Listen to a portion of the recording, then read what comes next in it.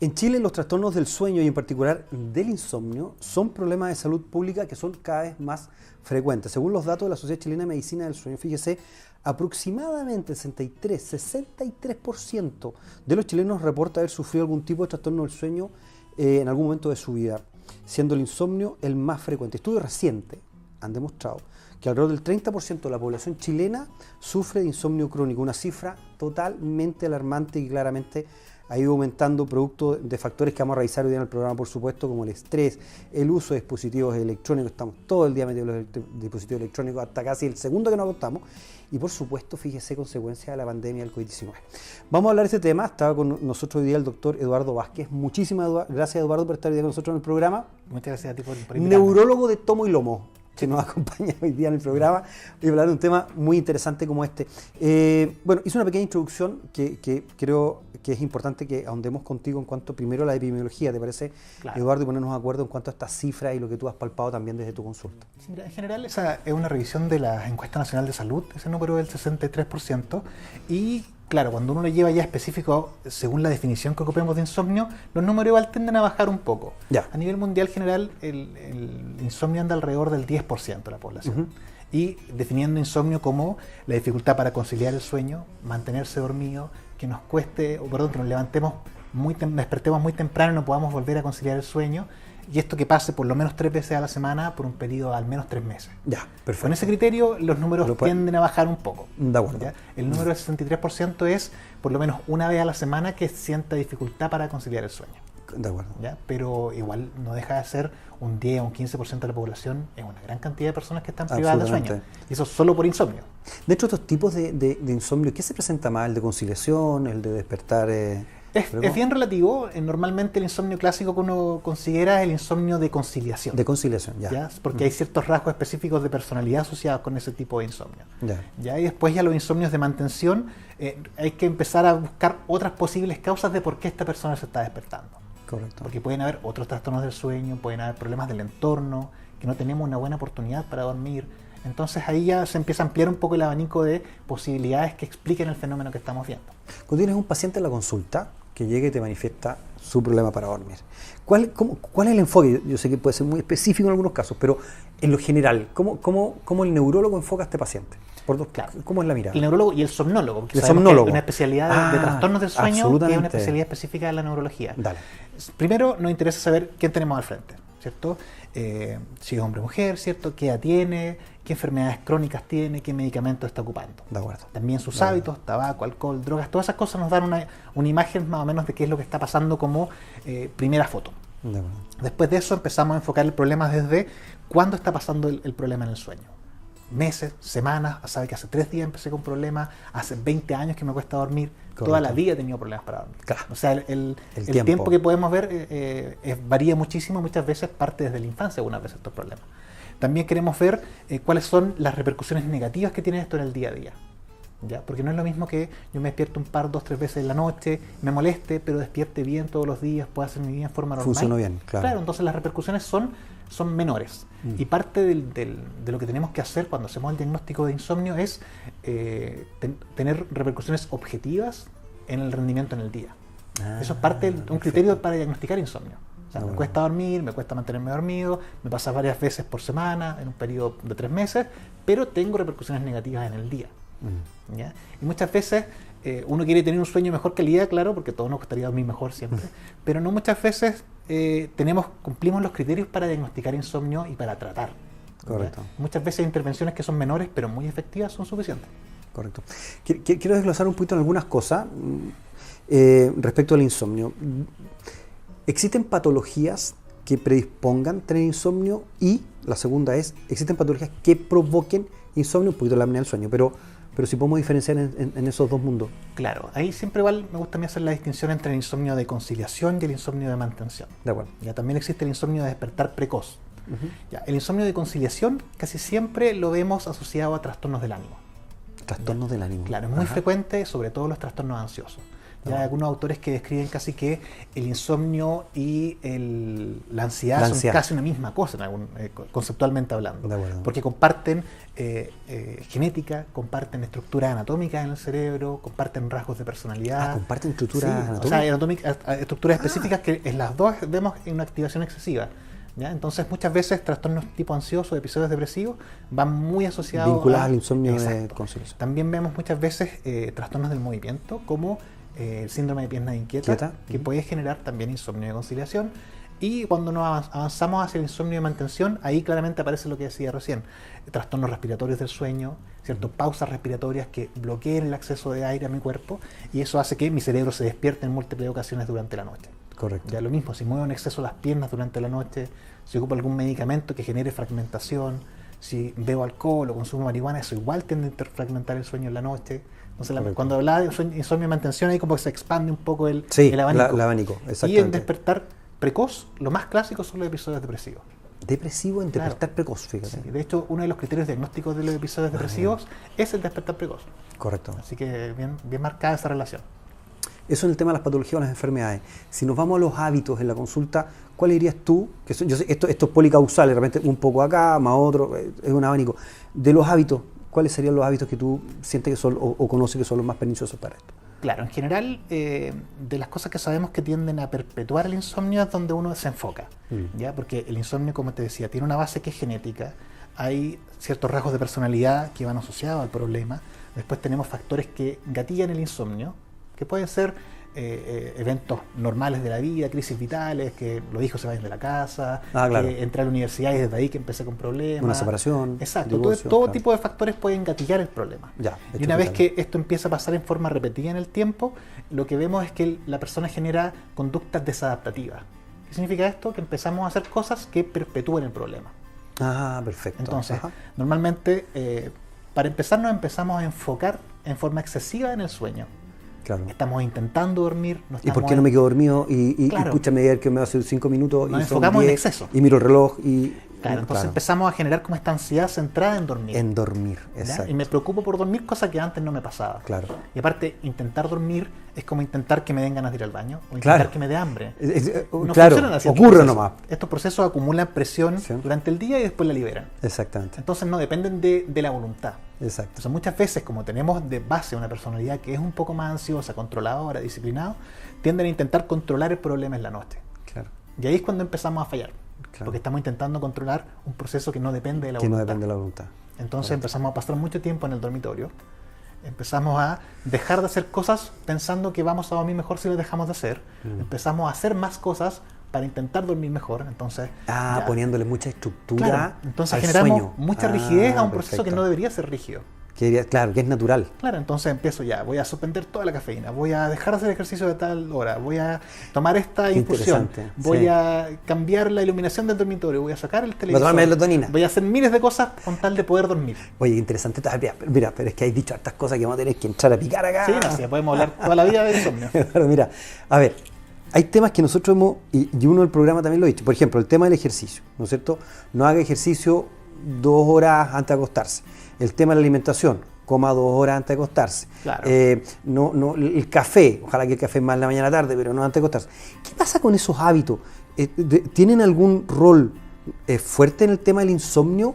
Depende de la persona. ¿Cómo abordamos eso? Normalmente cuando hablamos, ¿cierto? Las recomendaciones que estabas tú diciendo son más este concepto de la higiene de sueño. Estas pautas que se recomiendan para intentar tener una mejor calidad de sueño en la noche. Ahora, la higiene de sueño por sí sola no sirve para tratar el insomnio. Ese es un detalle muy importante. Porque como te decía, el problema normalmente es un poco más profundo. De acuerdo. Te decía que hay una base genética, entonces probablemente nuestros papás también tienen o trastornos del ánimo o trastornos del sueño. Y la heredabilidad de estos problemas es muy elevada, casi hasta el 50% de los hijos pueden tener... ¿50%? Sí, pues va como del 15 hasta el 50% aproximadamente de los hijos que puedan tener los mismos tipos de trastornos del sueño que los padres. Entonces, hay una base importante, hay un precipitante específico. Y también tenemos estos factores perpetuantes que tienen que ver sobre todo con la personalidad y la forma en que enfrento el problema. Entonces, ¿qué cosas específicas de la higiene de sueño van a hacer grandes cambios? Son pocas. Pero es parte del enfrentamiento. O sea, de todas maneras, hay no las puedo excluir. Claro, son parte pero hay que quitarle rigidez al enfrentamiento. Porque lo que queremos es que esta persona deje de esforzarse por dormir. Oye, porque hay un tema ahí también, en base a lo que hablabas, porque en el fondo, en base a la persona que tú describes, poniéndome en ese caso, empiezas a hacer el check. Oye, pero si hoy día terminé el gimnasio a las 6:30 de la tarde, te invento, estoy inventando. Oye, pero si hoy día comí 2 horas antes, yo todavía no me puedo quedar dormido. Claro. Pero si cumplí con eso. Sí, pasa mucho. Pasa muchísimo ¿sí? esto que queremos cumplir casi como... hacer el check de todo, hice todo y ¿por qué no me estoy quedando dormido? Y es porque el tema tiene probablemente el día, de tu actividad de ese día no es lo que determina necesariamente esa noche de sueño. Claro. ¿Ya? Como te decía, hay cosas que tienen mucha evidencia en la higiene de sueño y otras que no tienen tanta evidencia. ¿Ya? Las cosas que sabemos que sí vale la pena recomendar en cuanto a la población en general y que en insomnio normalmente que somos un poco más flexibles, es que, por ejemplo, la luz natural, idealmente exponernos a luz natural durante la mañana. Eso claramente tiene mucha evidencia y normalmente tiene un mayor impacto que la luz de la noche. Espérate, exponerme más a la luz natural en la mañana. Sí.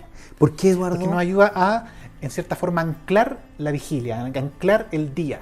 ¿Ya? Porque nuestro cuerpo está hecho, ¿cierto?, para funcionar de día y descansar de noche. Entonces, los mejores marcadores que nos ayudan a ciclar bien y a sincronizar nuestros ritmos normales biológicos son la luz natural. Perfecto. Porque es la primera señal que nos dice que es de día. Correcto. Entonces, echamos a andar el día en forma sincronizada. Sincronizada, te entiendo. Entonces, ser regular en la hora en que me levanto es muy útil. Ser regular. O sea, poner el despertador. O sea, si pudiéramos levantarnos y despertarnos sin despertador sería ideal. Sería ideal. Eso no aplica mucho a la realidad. Pero idealmente ser regular con la hora en que me levanto, ojalá que el fin de semana no me desfase tanto tampoco. Ya, o sea, si estoy, no sé, para las 7 de la mañana todos los días, el fin de semana estar tipo 8:30. Claro, no pasarse a mediodía, por ejemplo. Claro, no a las 12. Entonces, el horario de levantada y la exposición a la luz natural es muy importante. Lo otro es que sabemos que la actividad física se asocia con mejor calidad de sueño. Cuando uno ve la población completa, vemos que los que hacen más actividad física en forma más regular duermen mejor. ¿Importa la hora? Ahí es todo un mundo. Así, aquí cada cosa que me preguntas vamos a ir así como expandiendo. Entonces, tenemos para rato, segunda parte. Depende de muchísimas cosas. A ver. Porque uno es la regularidad del ejercicio. ¿Ya? Hay estudios que muestran que el ejercicio agudo puede empeorar la calidad de sueño, siempre dependiendo del horario. ¿Ya? El ejercicio regular normalmente beneficia el sueño. O sea, mientras más constante sea con el ejercicio, mejor. Ya. Después vamos a si mi deporte si lo que estoy haciendo es actividad física, si es que estoy haciendo ejercicio o si es que estoy haciendo deporte. Algo competitivo, digamos. Claro, si es que es lo que camino durante el día nomás, si es que estoy yendo al gimnasio a hacer entrenamiento de fuerza o si es que estoy jugando tenis, por ejemplo. Y también después se divide el deporte si es que es competitivo o no es competitivo en forma profesional, por ejemplo. Correcto. Y ahí claramente empiezan a abrirse muchas más variables. Entonces, en general, eso es una cosa. Lo otro es cuál es el esfuerzo físico que tengo durante el ejercicio, a qué nivel llega mi frecuencia cardíaca, por ejemplo, durante el ejercicio. Perfecto, claro. Y ahí los ejercicios se dividen en algunos que son, por ejemplo, de alta intensidad, otros que son como de cuerpo y mente, ¿cierto? Como yoga, pilates, tai chi. Entonces hay todo un mundo entero en deporte y sueño. Claro. ¿Ya? Pero cuando uno agarra la población completa, sabemos que hacer ejercicio mejora la calidad de sueño. En cuanto a la hora, ahí igual se hace un poco difícil porque los estudios las metodologías siempre son medias distintas. Entonces tenemos grupos que tienen dificultad para dormirse, que entrenan 8 horas antes, otros que tienen dificultad para dormirse, duermen 3 horas antes, y otros que entrenan 1 hora antes. O sea, es bien variable. Perfecto. Es bien variable, depende de cada persona. Entonces. Exacto, entonces uno va a la población y dice, ojalá 2-3 horas antes de meterse a la cama. Y ahí tiraste como un promedio. Es como un promedio y en realidad lo que hacemos es que le preguntamos a la persona directo. En tu caso, cuando entrenas, ¿qué es lo que pasa con tu sueño en la noche? Claro. ¿Duermes mejor? ¿Te cuesta quedarte dormido? ¿Te despiertas más veces?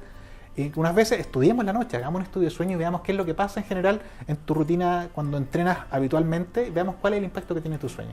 Correcto. Porque tirar esas reglas regulares, así como generales para toda la población, no es muy difícil. Voy a otra regla general, que es el tema de la exposición a las pantallas. Claro. ¿Qué pasa con la luz de las pantallas y qué pasa con esto de dejar de usar pantalla tiempo antes de ir a dormir? Nos faltan dos cosas de las grandes, ¿cierto? Hablamos de la luz natural. La natural, sí. El ejercicio. Correcto. Nos queda la comida, el ejercicio y la luz artificial. Ya, entonces, en cuanto a la luz artificial, los estudios más o menos en el 2010, más o menos, sí, regularmente en el 2010, se enfocaban en medir qué es lo que pasaba con las curvas normales de melatonina en la noche, en el cuerpo. Sabemos que la melatonina es una hormona que se asocia con el inicio del sueño.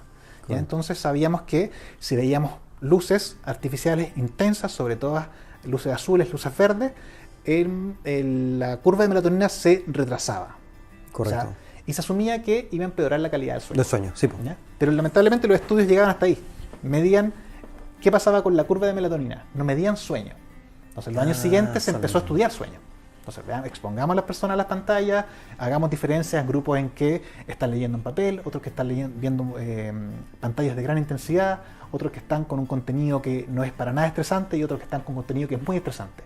Y veamos qué pasa en el sueño, o sea, midamos en forma objetiva en la noche. Yeah. Y ahí cuando se ve los grupos en su totalidad, vemos que la diferencia no es tanta. No es tanta. No es tanta como se pensaba en años atrás. Entonces, vemos, por ejemplo, que si sacamos un promedio, la luz intensa de la noche, siempre y cuando uno la suspenda en la hora en que habitualmente se quede dormido, ese es el detalle acá. Porque normalmente si yo me quedo dormido a las 12 de la noche y suspendo la pantalla a las 11:30, 11:45, eso demostraron los estudios, el impacto es prácticamente, me demoro 5 minutos, 10 minutos más en quedarme dormido. Ah, perfecto. ¿No? Parece poco, ¿cierto? Pero en personas que sufren de insomnio eso puede ser harto. ¿Ya? Entonces los números eran bien cortitos. No había mucha diferencia entre si yo estaba jugando un videojuego muy violento versus si estaba leyendo. Si es que estoy viendo una serie que termina en suspenso, igual me quedo dormido a la misma hora. ¿Me entiendes? Pero ahí se divide a grupos que son claramente más sensibles que otros. Pregunta, y en cuanto a la sensibilidad, y en cuanto al contenido de lo que veo, porque entiendo que hay un tema de luz que en la comparación de la luz de la pantalla versus el libro y todo, se vio que no era significativo, estoy entendiendo bien eso. Ahora, el contenido también es importante, porque podría ser, en ciertas personalidades, que tú quedes trabajando permanente. O sea, las dos cosas que se han pensado históricamente que afectan son la intensidad de la luz y el contenido, como la activación física que genera el contenido que estoy viendo. Okay. Entonces, cuando se estudió en forma dirigida, se vio que la luz, el impacto era claramente, en promedio, no era mucho. No era mucho. Y cuando se vio el contenido, se vio que también pasaba lo mismo. Y cuando se ve el promedio de la totalidad de la gente que se analiza, no es tanta la diferencia. Pero claramente hay grupos que son más sensibles y grupos que nada. Sí. De hecho, lo que llama mucho la atención es que hay un estudio bien entretenido en que están viendo una serie, por ejemplo, un grupo, y que termina como en este concepto del en suspenso, así del cliffhanger, que se llama, como justo al final y que tengo que seguir viendo el siguiente capítulo. Correcto. Y comparándolo con una persona que no estaba viendo pantalla en ese momento, de hecho la persona que terminó la serie en suspenso se quedó un poquito más rápido dormida que la persona que no estaba viendo. Sí. Son cosas que uno no esperaría. Claro. Pero lo que sí se ha visto es que el efecto específico que tiene la pantalla y lo que más se ha consolidado en el tiempo como información es que desplaza el tiempo de sueño. Desplaza el tiempo de sueño. Y ahí probablemente es su efecto más importante. Y sobre todo para personas que tienen problemas importantes de conciliación. Y la relación es bidireccional, o sea, si yo tengo insomnio y problemas de sueño, veo más pantallas. Claro. Y no necesariamente que la pantalla esté generando todo el descalabro en el sueño, sino que es una relación que va hacia ambos lados. Entonces, si yo, por ejemplo, me quedo habitualmente dormido a las 12 de la noche y decido jugar en el computador, me quedo en el celular, ver una película, normalmente lo conductual hace que yo restrinja mi tiempo de sueño. Perfecto. Pero no es tanto que la luz y el contenido esté provocándolo. Pero sí, por ejemplo, a diferencia de lo que pasa con los más jóvenes, sobre todo hasta los 25, 30 años, en que si dejo activo mi celular durante la noche, pierdo más tiempo de sueño. Sobre todo si mantengo notificaciones en la noche. Claro, están sonando, que está claro. Exactamente. Que en ese contexto, los adolescentes, los adultos jóvenes pueden perder inclusive 45, una hora entera de sueño por no bloquear o bajar en modo avión el teléfono en la noche. ¿Sí? Y la alimentación. La alimentación, que es lo otro. Ahí también se ha estudiado de hartas maneras. No hay mucha evidencia de alimentos que ayuden a dormir. Ya siempre se buscan, hay trabajos pequeños en que muestran que cierta fruta, por ejemplo, podría ayudar un poco, pero la evidencia es poquita como para poder recomendarla. Lo que sí en general vemos es que es importante que tengamos un horario regular de sueño, porque claramente, al igual que la luz y la actividad física, son marcadores de tiempo en mi día. Si yo soy regular en la hora en que me levanto, mi exposición a lo natural, actividad física y comida, mi cuerpo se adapta rápidamente. En las 2-3 semanas ya estamos generando un horario regular de sueño. Entonces, uno siempre dice, ojalá terminar de comer unas 3 horas antes de meterse a la cama. Ahí igual es una regla que es muy arbitraria. Lo que queremos es que ojalá no tengamos el abdomen distendido, ¿cierto? No estemos hinchados de comida y tampoco nos acostemos con hambre. De acuerdo. Con esas condiciones estamos bien. Oye, y última pregunta, estamos ya casi cerrando la entrevista, pero no me puedo ir sin esta pregunta. Muchas personas preguntan, ¿hay una mejor hora para ir a dormir? ¿Hay una mejor hora para levantarse? Ahí igual siempre pasa lo mismo en esto, porque hay unos estudios que se hicieron hace un par de años que mostraban, por ejemplo, que las 11 de la noche, entre las 10 y las 11 era el mejor horario para dormir. Ya, ahí estaremos ya. Pero en general, ¿qué es lo que vemos? Que hay diferencias individuales siempre. Ya sabemos que un porcentaje de la población son más madrugadores y que su cuerpo funciona mejor en un horario más de la primera mitad del día. Despiertan más temprano, tienen más fuerza física en la primera mitad del día, más capacidad cognitiva en la primera mitad del día que en la segunda mitad, que son los madrugadores o las alondras que se les llama. Las alondras, sí. Es el cronotipo madrugador. Sí. Sabemos que hay un cronotipo que es más trasnochador, ¿cierto? O vespertino, que se dice los búhos, ¿cierto? Búhos. Que normalmente es como de predominio de los jóvenes, ¿cierto? Entre los 15 y los 30 años, ¿ya?